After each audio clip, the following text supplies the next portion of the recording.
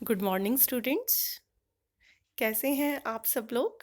I hope सब अच्छे होंगे। बच्चों, ये बहुत ही क्रिटिकल टाइम चल रहा है। अच्छे से अपना ध्यान रखो और अपनों का ध्यान रखो। जितना हो सके प्रिकॉशंस लो। चलिए आज अब अपने सब्जेक्ट की साइड बढ़ते हैं। बहुत ही इमोशनल टाइम है ये।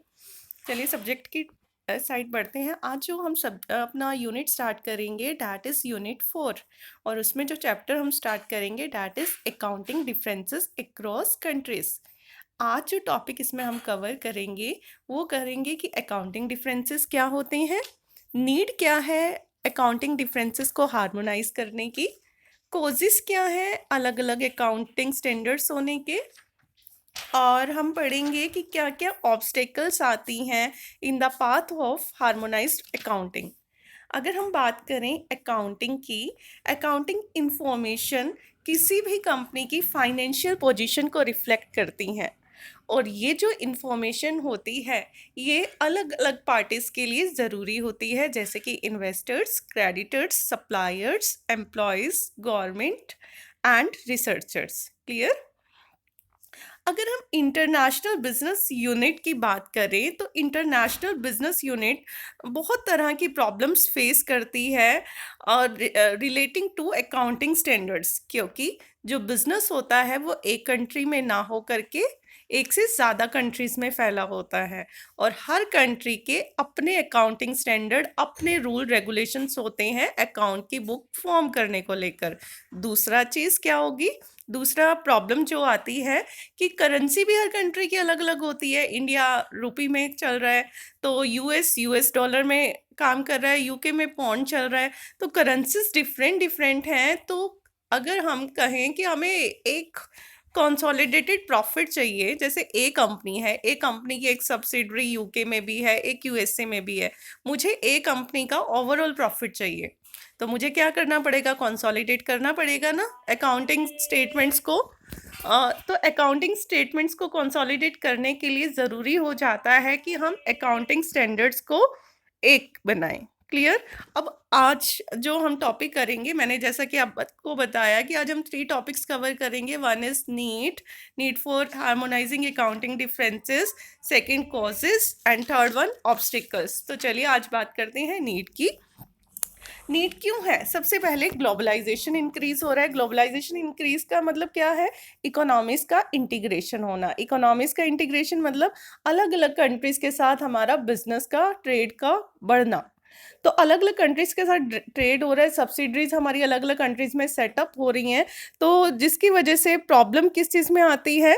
अकाउंटिंग रिकॉर्ड्स मेंटेन करने में, अकाउंटिंग रिपोर्टिंग करने में। जनरली जो एक्सपेट्रिएट्स होते हैं, एक्सपेट्रिएट मतलब अगर मैं एक एग्जांपल के थ्रू बताती हूँ। एक्सपेट्रिएट, अगर यहाँ इंडिया के किसी बंदे को हम इंडिया की अपनी होम कंट्री से बाहर काम के लिए भेजें, जैसे मैं ए कंट्री का एग्जांपल ले रही थी, ए कंट्री जो इंडिया होम बेस्ड कंट्री है, इंडियन को मैंने यूएसए वाली ब्रांच में काम करने के लिए भेज दिया, तो वहाँ पर जो टर्म एम्प्लॉय की जगह हम जो टर्म यूज़ करेंगे दैट इज़ एक्सपेट्रिएट। तो एक्सपेट्रिएट के लिए भी ये प्रॉब्लम आ जाती है कि जो अगर वो दूसरी सब्सिडरी में जा रहा है दूसरी कंट्री के, तो उसे सबसे पहले डिफ़िकल्टी होगी वहाँ के अकाउंटिंग स्टैंडर्ड समझने में। क्लियर? सेकेंड पॉइंट है हमारा, to increase comparability of financial result. Generally क्या होता है कि हमें अपने फाइनेंशियल रिजल्ट्स भी कंपेयर करने होते हैं। कैसे? हम अपनी एक ब्रांच के रिजल्ट दूसरी ब्रांच से कंपेयर करने हैं, और वो कंपैरिजन पॉसिबल हो पाएगा अगर हमारे अकाउंटिंग स्टैंडर्ड एक ना हो तो नहीं। तो इसीलिए हमारा हमारे लिए क्या इंपॉर्टेंट हो जाता है कि अकाउंटिंग डिफरेंसेस को एक करना। Next, increase in transnational investment. इन दोनों चीज़ों का मतलब समझना, ट्रांसनेशनल इन्वेस्टमेंट और ट्रांसनेशनल फाइनेंसिंग 2 मार्क्स में भी पूछा जाता है। पहले मैं ट्रांसनेशनल इन्वेस्टमेंट का मतलब बताती हूँ, फिर वो कैसे इफेक्ट कर रहा है हमारे अकाउंटिंग स्टैंडर्ड्स को एक करने के लिए। ट्रांसनेशनल इन्वेस्टमेंट का क्या मतलब होता है? जब एक कंट्री का कोई इन्वेस्टर दूसरी कंट्री में जाकर अपना पैसा इन्वेस्ट करता है तो उसे बोलते हैं ट्रांसनेशनल इन्वेस्टमेंट। एक कंट्री का, इंडिया का कोई पर्सन बाहर जाकर पैसा इन्वेस्ट करना चाह रहा है तो उसके लिए क्या बोलते हैं? Transnational investment. ट्रांसनेशनल इन्वेस्टमेंट आजकल बहुत बढ़ गई है। क्यों? क्योंकि कैपिटल मार्केट में ग्रोथ हुई है, ऑनलाइन परचेज एंड सेल होने लगे सिक्योरिटीज़ का, इन्वेस्टर जो चाहते हैं वो एफिशिएंट पोर्टफोलियो बनाना चाहते हैं अपना, कि जहाँ से उन्हें प्रॉफिट ज़्यादा मिले। तो यहाँ पर क्या हो जाता है, अब वो एफिशिएंट पोर्टफोलियो के लिए ये देखेंगे ना कि मैं जिस कंट्री में इन्वेस्ट करने जा रहा हूँ, जिस कंपनी में इन्वेस्ट करने जा रहा हूँ, वहाँ की अकाउंटिंग रिकॉर्ड्स मुझे पता हो कि उनकी बैलेंस शीट की क्या पोजीशन है, प्रॉफिट एंड लॉस का क्या हाल चाल है।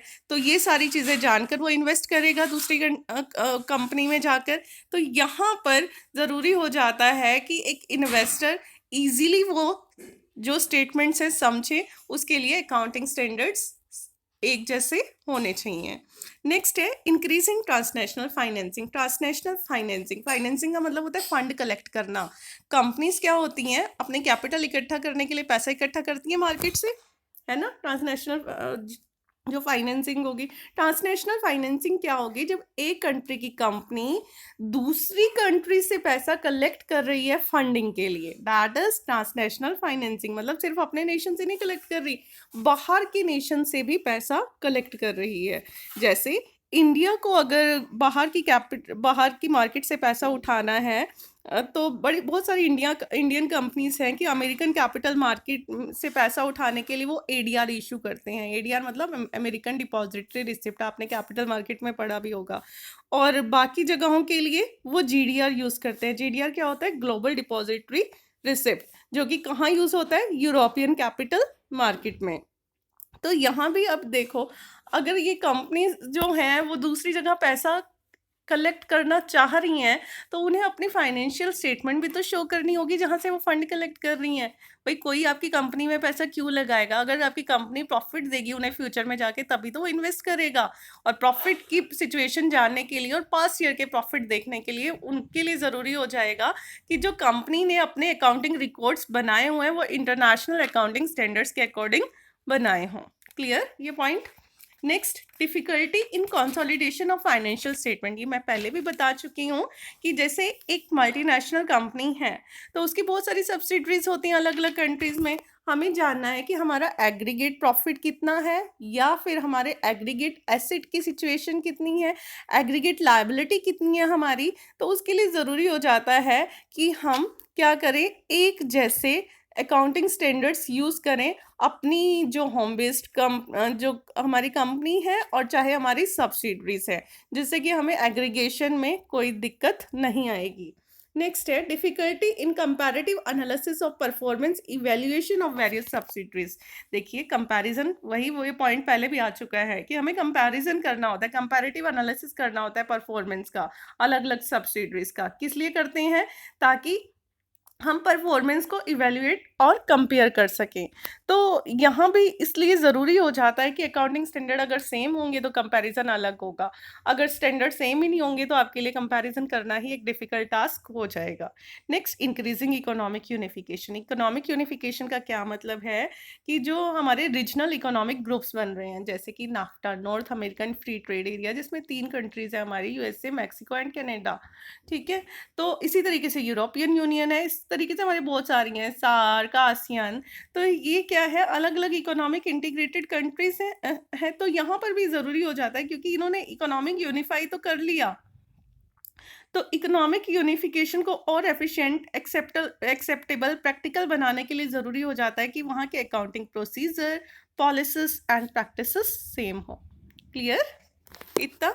अगर कोई भी डाउट हो तो आप पूछ सकते हैं। Next, causes of differences in accounting practices across world, कि क्या रीजंस होता है कि हमारे जो अकाउंटिंग प्रैक्टिसेस हैं वो डिफरेंट होती हैं। सबसे पहले national differences in accounting standards. Her country के अपने अकाउंटिंग स्टैंडर्ड्स होते हैं। जैसे कि इंडिया के जो अकाउंटिंग स्टैंडर्ड्स हैं वो institute of chartered accountant of India बना रहा है। यूएसए में जो अकाउंटिंग स्टैंडर्ड है वो बना रहा है फाइनेंशियल अकाउंटिंग स्टैंडर्ड बोर्ड। और जर्मनी और फ्रांस की बात करें तो वहाँ पर जो अकाउंटिंग स्टैंडर्ड है वो कोई प्रोफेशनल अकाउंटेंट्स नहीं बनाते होते। वहाँ के जो अकाउंटिंग स्टैंडर्ड है बहुत रिजिड होते हैं, क्योंकि वो लॉ और कोर्ट बनाता है उनके, वो किसके द्वारा निर्धारित होते हैं, कोर्ट के द्वारा और कानून के द्वारा। तो जिसकी वजह से हर कंट्री के अपने अकाउंटिंग स्टैंडर्ड्स है, नेशनल डिफरेंसेस है, कि हर जगह कोई एक नॉर्मल बोर्ड काम नहीं कर रहा, कहीं पर बोर्ड बना रहे हैं, कहीं पर प्रोफेशनल अथॉरिटीज़ बना रही हैं, कहीं पर लॉ और रेगुलेशन अकाउंटिंग स्टैंडर्ड्स को रेगुलेट कर रहे हैं, इसलिए अकाउंटिंग डिफरेंसेस भी डिफरेंट डिफरेंट होते हैं हमारे अलग अलग कंट्रीज के। नेक्स्ट हम बात करें difference in relationship between business unit and investors. Business units and investors अलग अलग जगह पर है हमारे, है ना।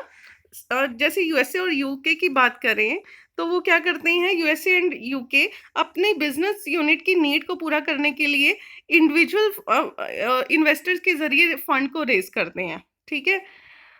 तो अकाउंटिंग रिपोर्ट्स उनकी क्या क्या होनी चाहिए, ज़्यादा ट्रांसपेरेंट होनी चाहिए या नहीं होनी चाहिए। अकाउंटिंग प्रैक्टिसेस जो होती हैं वो पब्लिक डिस्क्लोजर के लिए होती हैं, ये इस बात से भी आप सहमत होंगे।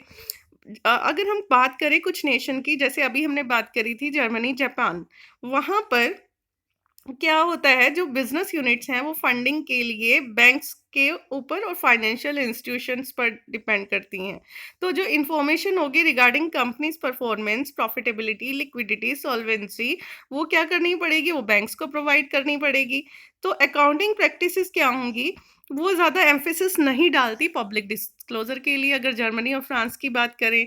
सो उनकी जो प्रैक्टिकल एप्लीकेबिलिटी अलग अलग होने की वजह से, कि कुछ तो इंडिविजुअल इन्वेस्टर्स पर डिपेंड कर रहे हैं फंड कलेक्ट करने के लिए, और कुछ किस पर डिपेंड कर रहे हैं, बैंक्स पर और फाइनेंशियल इंस्टीट्यूशन पर। तो ऑब्वियस है कि उनके अकाउंटिंग जो रेगुलेशंस हैं वो नहीं चाहते कि एक हो, वो अलग अलग ही उसको रेगुलेशन बना कर रखते हैं। नेक्स्ट आता है कॉलोनियल इन्फ्लुएंस। कॉलोनियल इन्फ्लुएंस क्या होता है, जब कोई एक कंट्री किसी दूसरी कंट्री पर बरसों तक रूल कर चुकी हो, जैसे कि इंडिया के ऊपर ब्रिटेन ने कई सालों तक रूल किया, तो जो हमारे इंडिया का लॉ है, रेगुलेशन है और काम करने का तौर तरीका है ना, वो किसके अकॉर्डिंग है, ब्रिटिश के जैसे रूल रेगुलेशंस हैं। जैसे हमारी पार्लियामेंट है, वो पार्लियामेंट भी हमारी ब्रिटेन की जैसी पार्लियामेंट है, उसके अकॉर्डिंग काम करती है।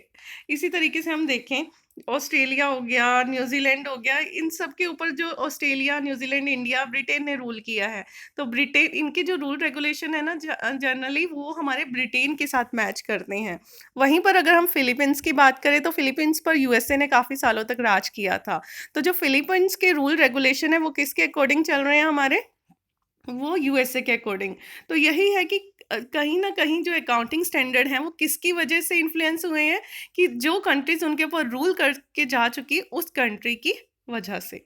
नेक्स्ट है रीजनल इकोनॉमिक कैंपेन।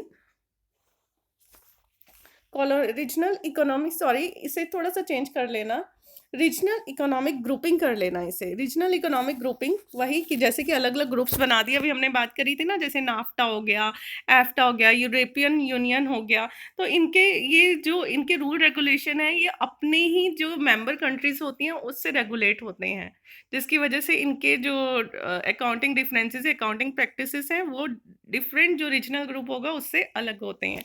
नेक्स्ट है डिफरेंस इन कल्चर।